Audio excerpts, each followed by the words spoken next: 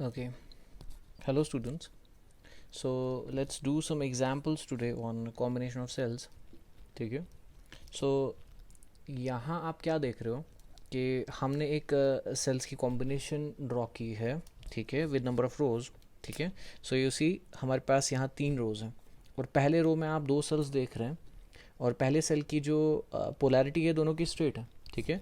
और इसका internal EMF 6, इसका ईएमएफ 6 वोल्ट और इंटरनल रेजिस्टेंस 2 ओम है. और इस सेल की जो ईएमएफ है दैट इज़ 4 वोल्ट और इंटरनल रेजिस्टेंस 1 ओम.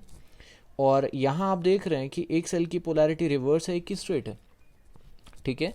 और जिसकी रिवर्स है उसका ईएमएफ 4 वोल्ट है और इसका जो इंटरनल रेजिस्टेंस है वो 1 ओम है और इसका 6 वोल्ट और 2 ओम. और इस यहाँ भी आप देख रहे हैं कि पोलैरिटी रिवर्स है.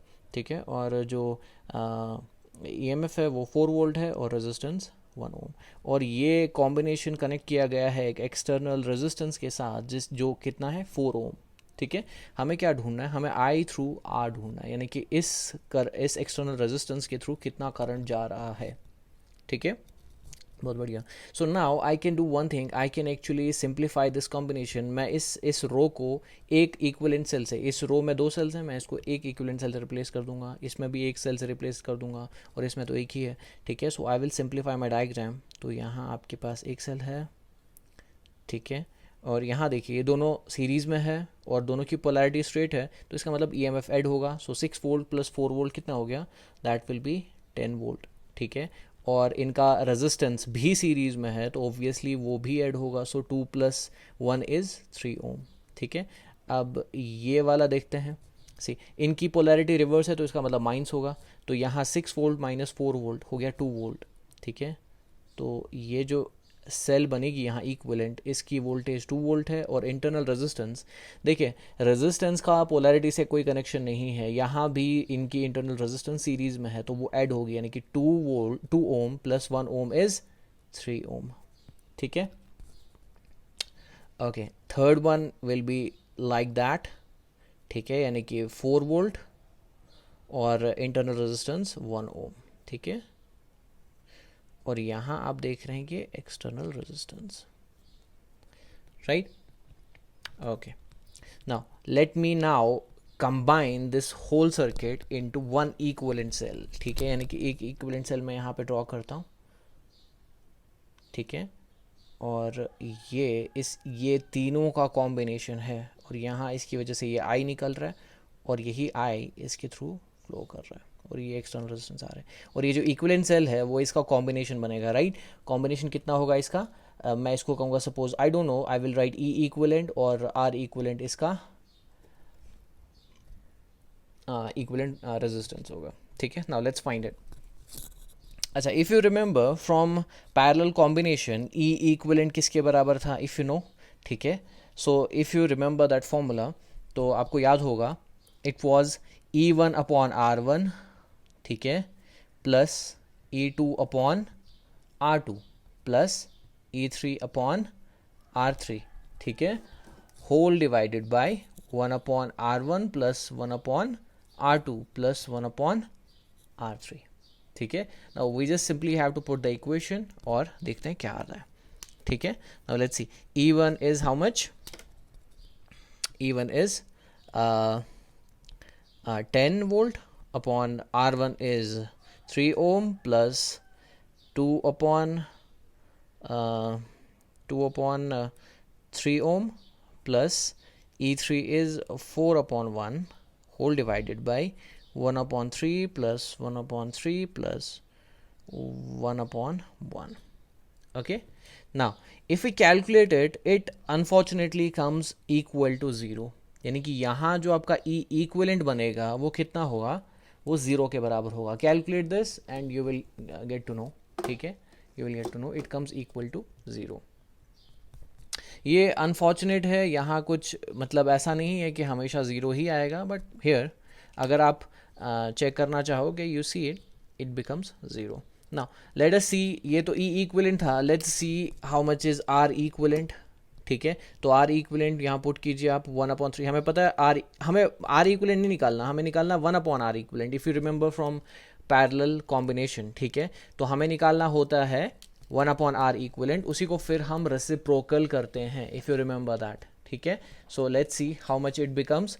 तो 1/r इक्विवेलेंट आपको मिलता है, ठीक है, 1/3 plus 1/3 plus 1/1 and that comes equal to 5/3, ठीक है। और ये आपका क्या है, ये आपका है 1/r इक्विवेलेंट। इसका मतलब r इक्विवेलेंट कितना है, r इक्विवेलेंट है 3/5, ठीक है। This is your r equivalent, ठीक है। ये जो कैलकुलेशन अगर आप यहाँ देखेंगे इट कम्स इक्वल टू 0, ठीक है। Calculate and see, right, good. Hello students, now let's see the second example, ठीक है। अपनी दूसरी एग्जाम्पल चेक करते हैं इस कॉम्बिनेशन की, ठीक है। ओके, नाउ सी, मेरे पास दो आइडेंटिकल सेल्स हैं। आइडेंटिकल सेल्स मीन्स कि उनका ईएमएफ दोनों सेल्स का सेम है और दोनों की इंटरनल रेजिस्टेंस भी सेम है, ठीक है। और वो सेल्स की कॉम्बिनेशन जो है वो एक एक्सटर्नल रेजिस्टेंस के साथ कनेक्ट की गई है और एक्सटर्नल रेजिस्टेंस दोनों केसेस में सेम है, आर है, ठीक है। लेट्स सी कि एक कॉम्बिनेशन मैंने सीरीज का रखा है और एक कॉम्बिनेशन मैंने पैरेलल का रखा है, ठीक है। यानी कि दो सेल्स यहाँ सीरीज में कंबाइंड है, यहाँ दो सेल्स पैरेलल में कंबाइंड है, यहाँ सीरीज में कंबाइंड है, ठीक है ना। क्वेश्चन के तीन पार्ट्स हैं। तो पहले पार्ट में वो पूछता है बताइए दोनों केस में आई कितना है, ये जो आई करंट फ्लो होगा कॉम्बिनेशन की वजह से, बताइए वो दोनों केसेस में कितना है, ठीक है। नाउ लाइक सेकेंड पार्ट पूछ रहा है कि अच्छा बताइए कि अच्छा आई तो आपने दोनों केसेस में ढूंढ लिया, अब बताइए कि अगर एक्सटर्नल रेजिस्टेंस इंटरनल रेजिस्टेंस से बड़ा है तो बताइए कि आई किसका ज़्यादा होगा। फिर पूछ रहा है कि अगर एक्सटर्नल रेजिस्टेंस से छोटा है, ठीक है, तो बताइए दोनों कॉम्बिनेशन में आई किसका बड़ा है। आपको मेरी बात समझ आ रही है, यानी कि ये दो केसेस हमें दे रहा है, r is greater than small r, r is greater than less than small r. तो पूछ रहा है दोनों केसेस में बताइए आई किसका बड़ा होगा, सीरीज में आई ज़्यादा बढ़ेगा उस टाइम या पैरेलल में, ठीक है। And the third one is कि अगर आई दोनों में सेम है, यानी कि बोथ कॉम्बिनेशन में आपका आई अगर सेम है, ठीक है। सपोज मान लो कि यहाँ जो करंट बन रही है और यहाँ जो करंट बन रही है, समहाउ फॉर्चुनेटली दोनों आई सेम है, यहाँ भी उतनी ही करंट बन रही है इस कॉम्बिनेशन की वजह से भी, यहाँ भी। तो बताइए फिर कैपिटल आर यानी कि एक्सटर्नल रेजिस्टेंस और इंटरनल रेजिस्टेंस में आपस में क्या रिलेशन है, ठीक है। ऐसी कंडीशन बताइए कि इन दोनों की करंट सेम बनेगी, ठीक है। Okay, now let's start the solution. देखिए मैं एक काम करता हूँ, एक हाफ कर देता हूँ इसमें, ठीक है, so that from this side, ठीक है, मैं सीरीज़ की करंट निकालूँ, ये सीरीज़ के लिए है इस साइड के लिए और यहाँ से पैरेलल के लिए, ठीक है। नाउ लेट्स सी, अगर मैं यहाँ पे सीरीज़ के लिए, ठीक है, बताइए ई इक्विवेलेंट कितना होगा। सीरीज़ में हमें पता है कि ऐड होता है, तो अगर दोनों का ई है तो I can write simply 2IC, right. और आर इक्विवेलेंट कितना होगा, अब हमें पता है कि ऑब्वियसली वो सीरीज़ में है तो ठीक है, रेजिस्टेंसेस भी सीरीज़ में है, that means 2IR, as simple as that. अब मैं पैरेलल की बात करूं तो ई इक्विवेलेंट उस केस में पैरेलल में हमें पता है कि जो एक सेल की थी कॉम्बिनेशन की भी वही होगी, यानी कि ई होगा। और आर इक्विवेलेंट हमें पता है किसके बराबर होगा, R/N, यानी कि R/2 के बराबर होगा यहाँ आर इक्विवेलेंट। कोई प्रॉब्लम बिल्कुल नहीं, ठीक है। तो अब अगर मैं करंट निकालने की कोशिश कर रहा हूँ सीरीज़ में, ठीक है, सीरीज़ में अगर मैं करंट निकालने की कोशिश कर रहा हूँ सो वो होगा टोटल ड्राइविंग फोर्स यानी कि 2IC upon total resistance that is R plus 2IR। और यहाँ पे अगर मैं IP निकालने की कोशिश करूँ यानी कि current in parallel that is total driving force यानी कि E upon total resistance that is R plus R/2। अब अगर मैं इनको कंबाइन करूँ, सॉरी इनको कंपेयर करूँ, तो you can see that obviously numerator denominator में बहुत फ़र्क है। तो मैं एक काम करूँगा, I will make this equation more relatable. कैसे, देखिए यहाँ आप इसका डिनोमिनेटर 2 देख रहे हैं ना, इसको मल्टीप्लाई कीजिए इसके साथ, ठीक है। एक काम कीजिए, कॉमन डिनोमिनेटर निकालिए, तो 2IR प्लस R अपॉन 2, और वो 2 ऊपर चला गया इस E के साथ, यानी कि IP जो बनेगा that will be 2IE upon 2IR plus R, ठीक है। तो ये आपका IS है और ये आपका IP है। तो दोनों केसेस में आपने क्या निकाल लिया, करंट। ठीक है, now let's move forward. Now the second part, बताइए दोनों कॉम्बिनेशन में I कब ज़्यादा होगा और कब ज़्यादा होगा, यानी कि अगर यहाँ R ग्रेटर देन R है, यानी कि external resistance greater than internal resistance है, तो बताइए I इस केस में कितना होगा, दोनों में किस में ज़्यादा होगा, और अगर ये कंडीशन है तो बताइए I किस में ज़्यादा होगा। Now let's see. ठीक है, तो ये सेकेंड पार्ट है। ठीक है, now let's check first if R is greater than R, तब देखते हैं। ठीक है, तो ऐसे केस में जब मैं IS और IP को कंपेयर करता हूँ, न्यूमरेटर तो सेम है। ठीक है, न्यूमरेटर में कोई डिफरेंस नहीं है। लेट्स कंपेयर द डिनोमिनेटर, क्योंकि यहाँ डिनोमिनेटर ही आपस में कंपैरिजन करके बताएंगे कि कौन ज़्यादा है। जिसका डिनोमिनेटर बड़ा होगा, ऑब्वियसली उसका रेशो कम बनेगा। तो हमें देखना है डिनोमिनेटर किसका बड़ा है। तो एक कंपैरिजन करने के लिए एक बारी ऐसा करते हैं कि IS का जो डिनोमिनेटर है उसको देखते हैं। यानी कि अगर मैं इसको ओपन करूँ, R प्लस R और IP का डिनोमिनेटर देखूँ, तो डिनोमिनेटर मैं खाली देख रहा हूँ, तो यहाँ R प्लस R। ठीक है, नाउ कंपेयर देम। यहाँ भी R है, यहाँ भी R है, यहाँ भी स्मॉल r है, यहाँ भी स्मॉल r है। यहाँ देखिए, यहाँ स्मॉल r है, यहाँ कैपिटल R है, और कंडीशन के हिसाब से R is greater than R। तो इसका मतलब इसका डिनोमिनेटर बड़ा बन रहा है। दैट मीन्स ये रेशो कम बनेगा। दैट मीन्स IS जो है that should be greater then IP। कब?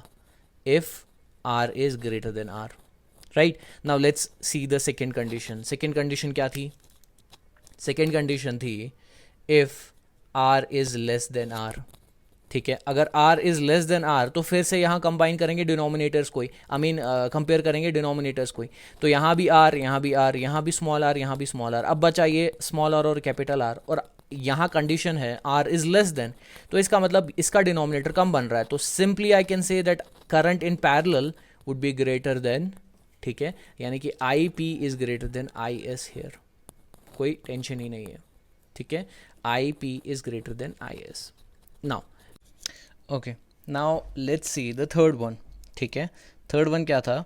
वो पूछ रहा था कि अगर IS is equal to IP, ठीक है, तो बताइए रिलेशन क्या होगा R एंड स्मॉल r के बीच में, इनके बीच में रिलेशन बताइए। ठीक है, नाउ लेट्स सी, अगर मैं IS और IP को कंपेयर कर रहा हूँ, ठीक है, IS और IP को कंपेयर कर रहा हूँ, तो सिंपली मैं एक ये कह रहा हूँ कि मैं इन दोनों इक्वेशंस को आपस में देख रहा हूँ, यानी कि 2IC यहाँ पे भी है, 2IC यहाँ पे भी है। अब ये दोनों आपस में इक्वल कब होंगे? देखिए, न्यूमरेटर दोनों का सेम है, कोई दिक्कत नहीं है न्यूमरेटर के साथ, हमें बस डिनोमिनेटर इक्वल करने हैं। तो देखिए, यहाँ भी R, यहाँ भी R, यहाँ भी स्मॉल r, यहाँ भी स्मॉल r, बचा क्या? बचा स्मॉल r और कैपिटल R।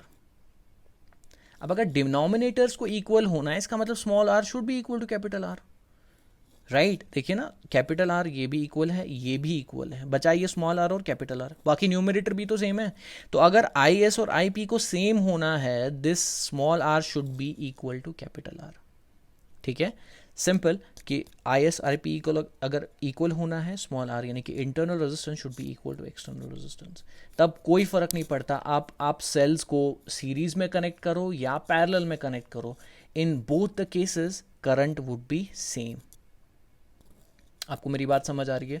तो एक जनरल सा आइडिया यहाँ इस सिंपल सी एग्जांपल से ले सकते हैं कि अगर मैं सिंपल ये देख रहा हूँ कि अगर मेरे पास एक सीरीज़ कॉम्बिनेशन और एक पैरेलल कॉम्बिनेशन है, तो अगर मैं जनरली देखता हूँ, ठीक है, कि ये कंडीशंस पे, ठीक है, दोनों की करंट तो हम निकाल चुके हैं। अगर मैं इन कंडीशंस को देख रहा हूँ, यानी कि ये R is less than R, greater than R, और R is less than R, तो ऐसी कंडीशंस को अगर मैं देख रहा हूँ, then I saw that if R is greater than R, यानी कि external resistance is greater than internal resistance, तो ऐसे केस में IS जो है वो बड़ा बन जाता है IP से। यानी कि अगर external resistance is greater than internal resistance, तो बेटर है कि हम चीज़ों को किस में कनेक्ट करें, कि सेल्स को सीरीज़ में ही कनेक्ट करें, क्योंकि ऐसे केस में हमें सीरीज़ कॉम्बिनेशन में ज़्यादा करंट मिलेगी।